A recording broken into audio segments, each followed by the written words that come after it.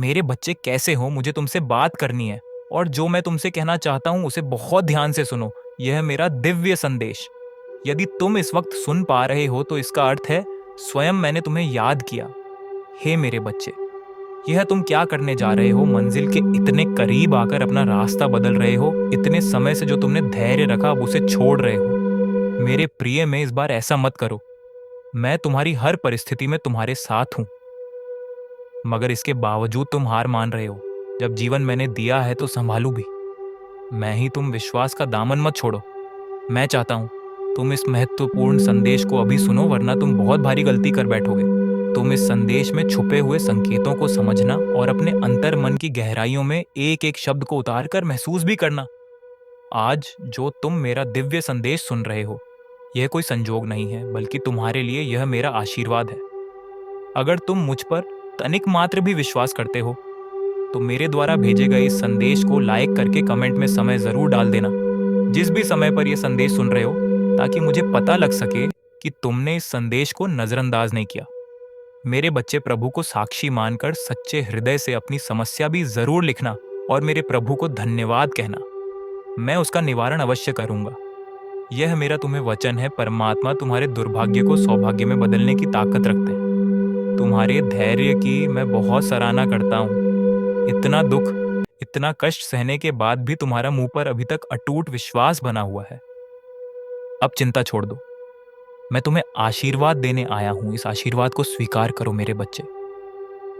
तुमने सदैव अपना आचरण सकारात्मक बनाए रखा है, इसीलिए कदम कदम पर तुम्हें ईश्वर की ओर से सहायता मिलती रही है।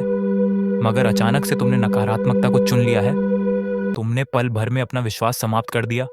मुझ पर से तुम्हें लगा कि मैं तुम्हारी प्रार्थनाओं को नहीं सुन रहा हूँ, तुम्हें तुम्हारी खुशियां नहीं दे रहा हूँ। तो मेरे बच्चे, ऐसा नहीं है।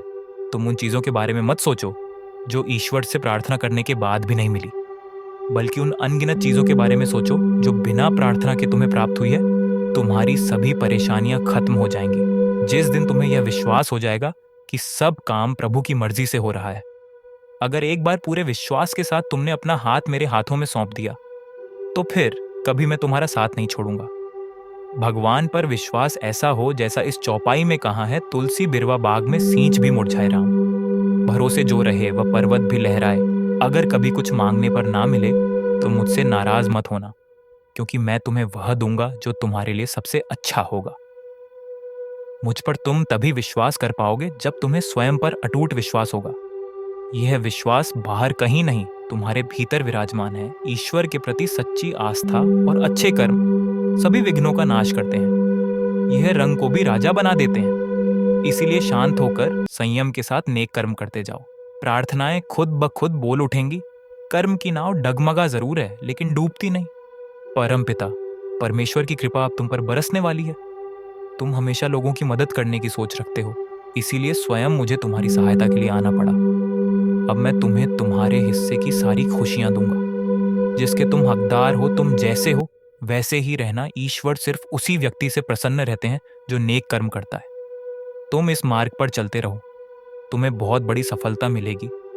मुझे पता है तुम्हारा समय ठीक नहीं चल रहा है, तुम बहुत परेशान भी हो। ये कठिनाइयां भगवान का संदेश होती है। इनका सामना करते समय धैर्य रखना अनिवार्य है। तुम सब्र रखो। समय बदलता जरूर है। तुम्हारे जीवन में शुभ दिन बहुत जल्द आने वाला है, जिससे तुम्हारा ही नहीं बल्कि तुम्हारे कुटुंब का जीवन भी बदल जाएगा। तुम धैर्य रखो। हर दुख के बाद सुख का समय भी जरूर आता है। मैं उस हर व्यक्ति की प्रार्थनाओं को सुनता हूँ जो पवित्र और निर्दोष होता है। तुम अपने लक्ष्य को मत छोड़ो। अभी तुम अपने लक्ष्य के बहुत करीब आ चुके हो। तुम्हारा मार्ग संघर्ष से भरा हुआ हो सकता है, किंतु अंत में जीत भी सुनिश्चित हो चुकी है। तुम्हारा यह सफर अब बहुत सुखद होगा।